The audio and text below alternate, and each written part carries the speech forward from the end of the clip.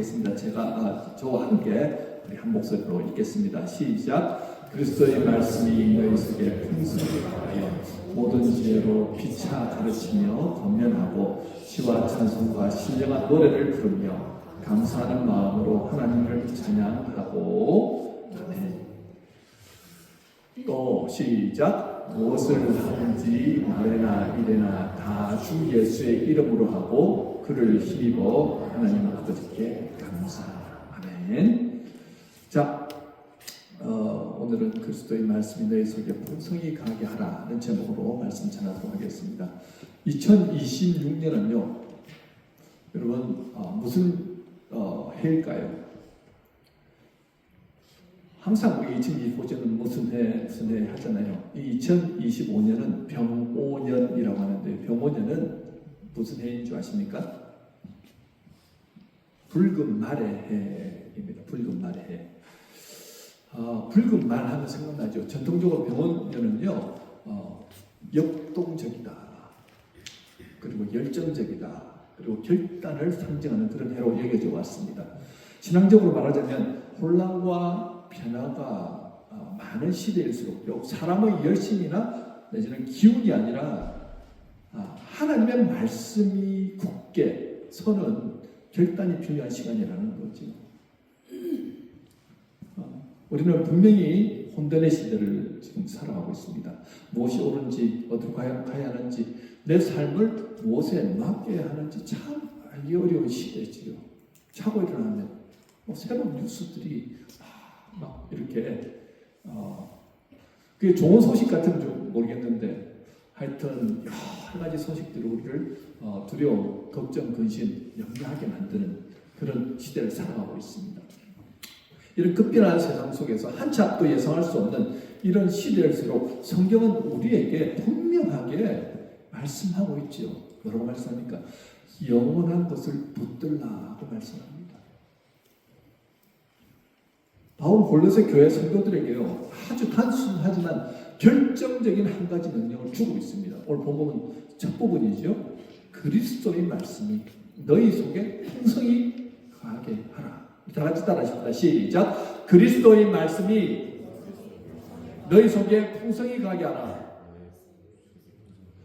자, 이 말씀은요, 말씀을 조금 곁에 두라는 말씀이 아닙니다. 말씀이 내 안에 주인으로 충만하게 가게 하라는 거예요. 그래서 2026년 우리 교회 표도 말씀으로 세워지는 교회로 그렇게 정했습니다. 이 한 해 동안 말씀이 우리를 어떻게 이끌고 말씀이 교회를 어떻게 세워가는지, 그리고 말씀이 내 안에서 어떻게 주인으로 강하게 할 수 있는가에 대해서 오늘 본문 말씀을 통해서 살펴보려고 합니다. 자, 그렇다면요, 여러분, 왜 말씀을 내 안에 주인으로 강하게 해야 할까요? 먼저 저와 여러분은요, 예수를 믿음으로 구원받은 하나님의 백성들이고 하나님의 자녀들입니다. 예수 믿는 순간에 성령님이 우리 안에 오셔서 우리와 함께 하시지요. 하나님은요, 항상 그런데 말씀을 통해서 우리와 소통하신다는 거예요. 구약시대에도 선지자들이 하나님과 말씀을 통해서 소통하지 않았습니까? 신약시대는요, 우리가 직접 하나님과 소통할 수 있도록 성령 하나님이 오셔서 말씀하신다는 거예요. 그런데 신약시대와 구약시대의 다른 점은 어떻습니까?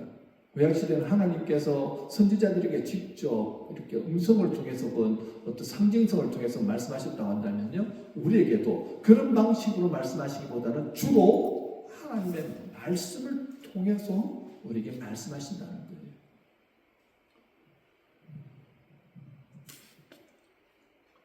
자, 이 말씀은 여러분 영의 양식이라고도 하고 생명의 양식이라고도 합니다. 자, 예수 믿는 사람들은요, 매일 이 생명의 양식을 먹어야 살아갈 수 있는 존재로 부름받았습니다. 그런데 보통 사람들은 여러분 육의 양식을 하루에 한 끼 내지 세 끼를 먹습니다. 그 육의 양식을 먹지 않고 보통 한 3일, 4일이 가면요, 힘이 첫 번째는 힘이 없고요, 두 번째는 정신이 몽롱해지고요, 세 번째는요, 그때부터 이렇게 시름시름 앓기 시작합니다. 아무것도 먹지 않고 한 5일 이렇게 넘어가잖아요. 그러면 그때부터는 이제 사경을 헤매기 시작하고 헛것이 보이기 시작하고요. 한 6, 7일이 지나가면 진짜 목숨의 위협을 받게 되죠. 먹어야 살 수 있다는 것입니다. 근데 영의 양식도 마찬가지라는 거예요. 육의 양식은 한 끼를 굶어도 금방 배가 고프다는 신호가 딱 옵니다. 근데 희한하게도 영의 양식을 하루라도 먹지 않으면 뭔가 신호가 와야 되는데 신호가 오지 않아요. 내가 영적으로 지금 배고픈지 영적으로 지금 어떤 상태인지 여러분 어떤 신호도 오지 않습니다. 그러다 보니까 어떤 영적으로 갈급함을 느끼지 못하죠. 무엇보다도 세상에 말씀 대신에 우리를 재밌게 하고 우리를 유혹하는 것들이 얼마나 많은지 모릅니다. 우리의 눈과 귀를 다 가려놓더라는 거예요. 그러니 영적으로 배가 고파도 배가 고픈지조차 느끼지 못하더라는 거죠. 여러분 말씀 먹지 않으면 우리 영혼은 점점 우리도 모르는 사이에 병이 들기 시작하고 죽어간다는 거예요. 그럼 말씀이 내 마음과 생각을 주장하지 못하면요, 우리는 하나님의 뜻을 알 수도 없고 하나님의 인도를 받을 수도 없습니다. 하나님은 우리에게 말씀하셔도 그걸 깨닫지 못하더라는 거예요. 그러니 하나님이 내 안에서 일을 하실 수가 없습니다. 분명히 하나님의 자녀로 구원받았음에도 세상 사람들과 별반 다르지 않는 모습으로 서 나가더라는 거예요.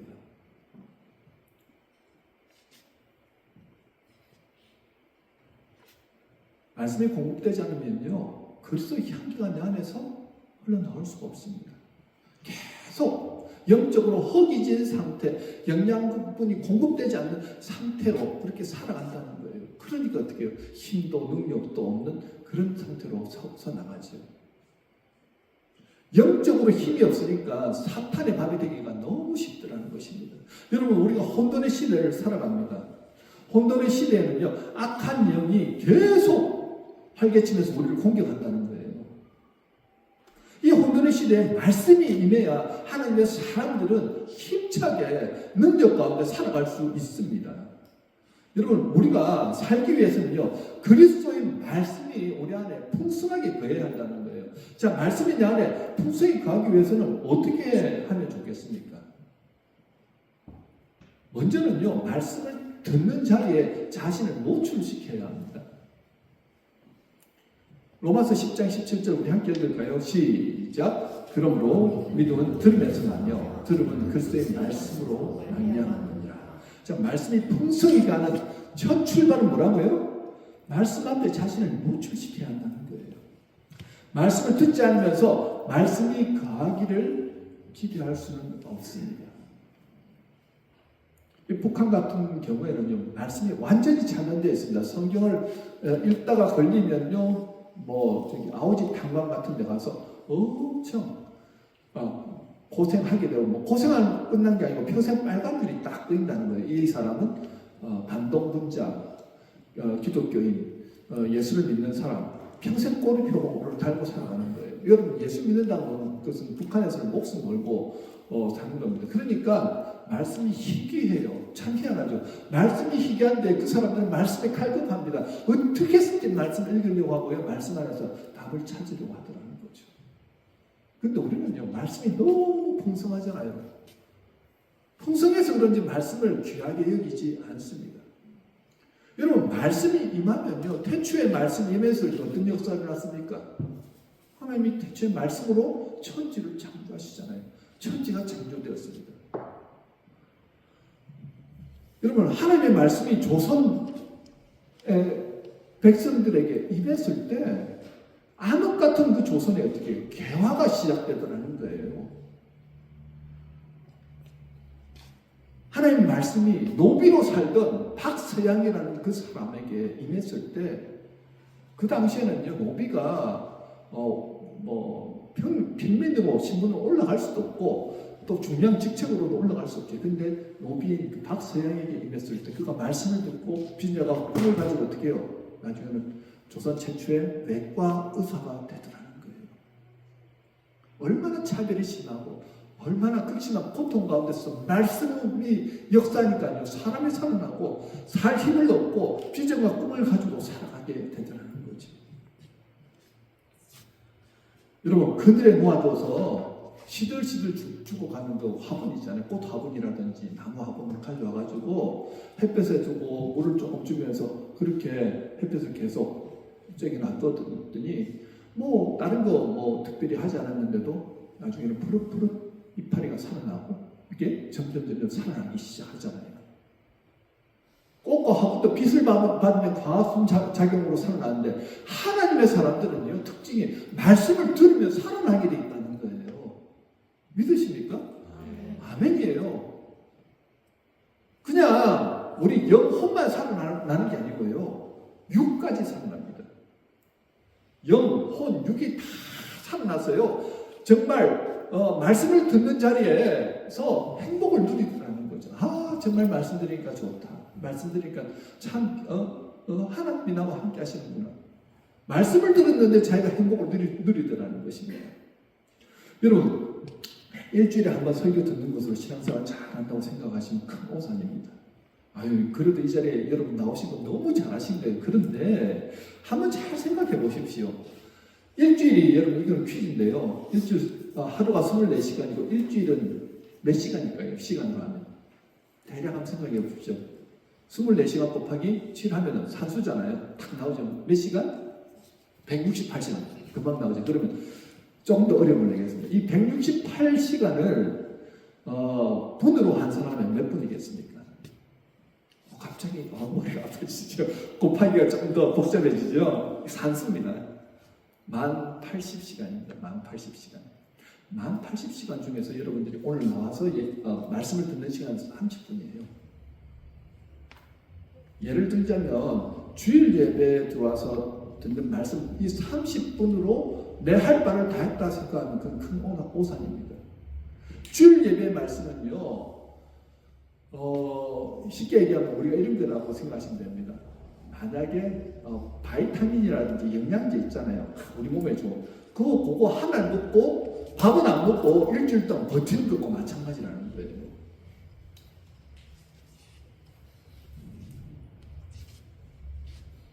주일 예배 때 드리는 이 말씀이 제일 중요한 게 이거는 우리에게는 특양식, 보양식이라고 할 수 있습니다. 근데 매일의 생명의 양식은요 내가 직접 가서 직접 해서 먹어야 된다는 거예요. 마치 광야에서 하나님께서 명령하셨잖아요. 만나를 내가 내려줄 건데 만나는 가만히 있으면 먹는 게 아니라 너희들이 나가지고 캐해가지고 와서 먹어야 된다는 거예요. 날마다 아침마다 가서 그들은 캐했다는 거예요. 우리도 마찬가지죠. 육의 양식을 위해서는 여러분 하루에 8시간씩 매일매일 일하지 않습니까? 먹고 살기 위해서 일하는 거예요. 일하지 않으면 어떻게 해요? 누가 내 대신 먹여주지 않으니까요. 근데 생명의 양식을 위해서는요 여러분들이 그만큼 시간을 들이지 않지요.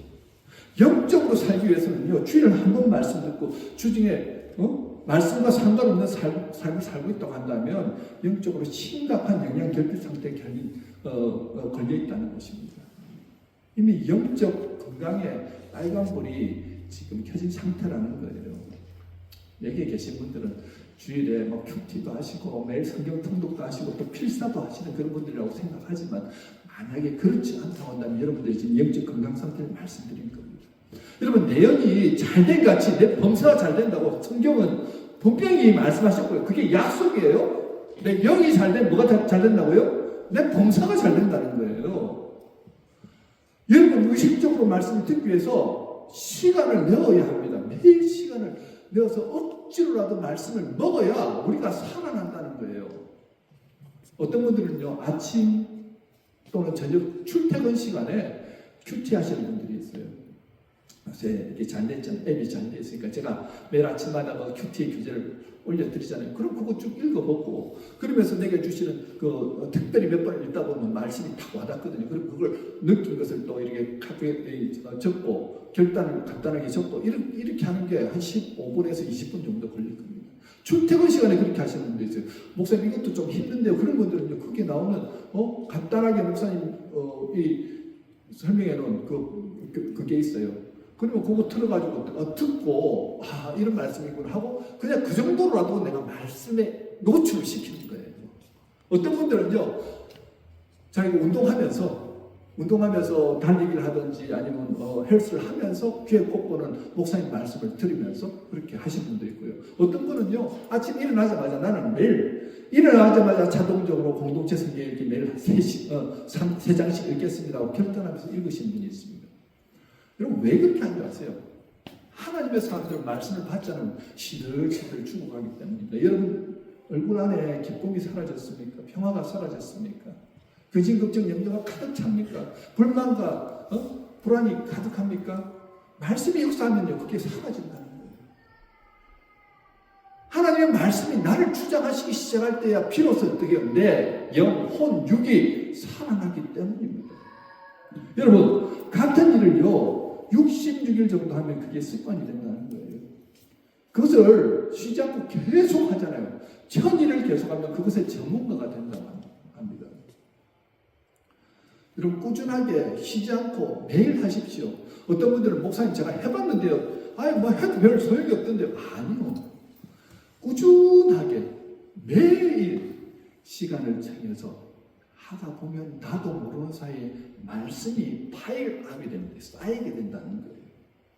그 쌓인 말씀의 나중에는요 여러분들에게 빛이 되고 능력이 되는 순간이 온다는 것입니다. 그래서 오늘 본문에서 그리스도의 말씀이 풍성이 가게 하라 하는데 이 풍성이 간다는 말은요 스쳐 지나가는 말씀이 아니라 마음에 눌러앉은 그런 마음에서 눌러앉아서 사는 말씀으로 그렇게 살아가라는 거죠. 억지로라도 말씀을 먹어야 한다는 거예요. 여러분들이 힘들 때 제일 먼저 터부시하고 제일 먼저 소홀하게 하는 게 뭔지 아십니까? 말씀이에요. 기도예요. 그렇지 않습니까? 목사님 밖에서 살아가는 게 얼마나 바쁜지 아시잖아요. 얼마나 힘든지 아시잖아요. 아니요. 예수 믿는 사람들은요 말씀을 터부시하고 말씀을 멀리하고는 살아갈 수 없는 사람들이라는 것입니다. 억지로라도 여러분들이 내가 지금 이 말씀을 읽으면서 아무런 감동도 없는데요. 아무런 느낌도 없는데 그래도 괜찮습니다. 그 말씀이 지금은 능력이 없는 것 같지만요. 여러분들 그 말씀을 1년을 이렇게 쭉 읽고 1년 동안 그 생활을 하잖아요. 그러면 어느 순간에 내가 정말로 넘어질 수밖에 없고 쓰러질 수밖에 없는 그 순간에 말씀이 그때부터 작동하기 시작합니다. 여러분을 붙들어 준다는 거예요. 그래서 말씀을 붙들고 살아가는 겁니다. 여호수아서 1장 8절에 뭐라고 말씀합니까? 우리 다 같이 읽을까요? 시작! 이 율법책을 내 입에서 떠나지 말게 하며 주야로 그것을 묵상하여 그 안에 기록된 대로 다 지켜야 한다. 그래야만 내 길이 평탄하게 될 것이며 내가 형통하리라. 내 길이 평탄하게 되고 내 길이 형통하게 되는 원리가 어디서 나온다고요? 말씀을 가까이 하고 말씀에 노출시키고 가까이 하고 말씀을 어떻게 해요? 계속 묵상해서 말씀이 내 안에서 역사하도록 그렇게 만들라는 거예요. 여호수아가요 대단한 리더 아닙니까? 그 이유가 뭔지 아십니까? 그가 전략적으로 뛰어난 사람이라서 그런 게 아니고요. 말씀이 그의 생각을 지배했기 때문입니다. 자꾸 말씀이 가까이 하다 보니까요. 말씀의 날개는 그 안에서 역사하는 거예요. 말씀은 읽은 때보다는요. 되뇌일 때. 그리고 머리에 있을 때보다는요. 그것이 생각함을 통해서 마음에 깊이 뿌리를 내릴 때 힘을 발휘하기 시작하더라고요. 예전에 이면수 목사님 북한에 억류되어가지고 한 3년간 그렇게 노동교화형을 받고는요 독방에 갇혀가지고 혼자 생활하시는데 8시간 동안 뭘 했냐면은 밖에 나가서 노동을 하는데 땅 파는 거예요. 그냥 여기서 땅 파고 저기서 땅 파고 계속 땅만 팠다는 거예요. 그래서 들어오면 할 게 없습니다. 성경책도 없고 뭐 책도 없고 아무것도 없는 거예요. 그럼 그 시간에 뭘 합니까? 너무 외롭고 고독스러운 그런 고독한 시간을 보냈다는 거예요. 그런데 그때 그가 암송했던 그 말씀들, 그가 즐겨 부르던 그 찬송들, 그러면서 그것 가지고 암송하면서 하나님 앞에 기도 올려드립니다. 찬양하면서 하나님 앞에 기도 올려드리는 거예요. 거기에 TV도 없고요, 거기에 책도 없고요, 정말 혼자서 독방에 갇혀가지고 외로운 그런 시간을 보낼 때 그는 그렇게 고백하는 거예요. 그 시간이 가장 행복한 시간이었다. 그때야 비로소 내 자신을 깨달았고 그때야 비로소 하나님과의 깊은 영적인 만남을 할 수 있었다라고 고백하는 거예요. 무엇이 있었기 때문에 그렇습니까? 평소 때 암송했던 그 말씀들, 평소 때 기억하던 그 찬양이 그를 살리는 말씀, 살리는 찬양이 되더라는 거예요. 여러분, 평소에 말씀이 내 마음에 눌러 앉을 수 있도록 매일 묵상하고 암송하십시오. 그것이 능력이 되는 순간이 온다는 거예요. 언제요? 여러분들이 고난 당할 때. 여러분들이 정말 힘들 때는요. 그 말씀이 여러분을 살린다는 거예요. 이렇게 그리스도의 말씀이 풍성히 내 안에 가면 내 삶에서 변화가 일어나기 시작하는데요. 어떤 변화가 일어날까요? 첫 번째요. 말씀이 풍성하게 가면 가르치고 건면하는 삶을 살아가게 됩니다. 자, 오늘 16절에 나오죠. 우리 다 같이 한번 읽습니다. 시작. 그리스도의 말씀이 너희 속에 풍성히 가하여 모든 지혜로 피차 가르치며 건면하고. 자, 말씀이 풍성히 가하잖아요. 내 안에 가득 차게 되면 먼저 뭐가 변하냐면 우리의 입술, 말이 변하게 됩니다. 바울은 모든 지혜로 서로 가르치며 권면하라고 말씀합니다. 이게 무슨 말씀이냐면 여러분들 보고 설교자가 되라는 그런 말씀이 아니에요. 말씀으로 길을 안내하는 존재가 되라는 겁니다. 말씀은 개인 묵상에서 시작되지만요. 공동체 안에서 깊어지더라는 거예요.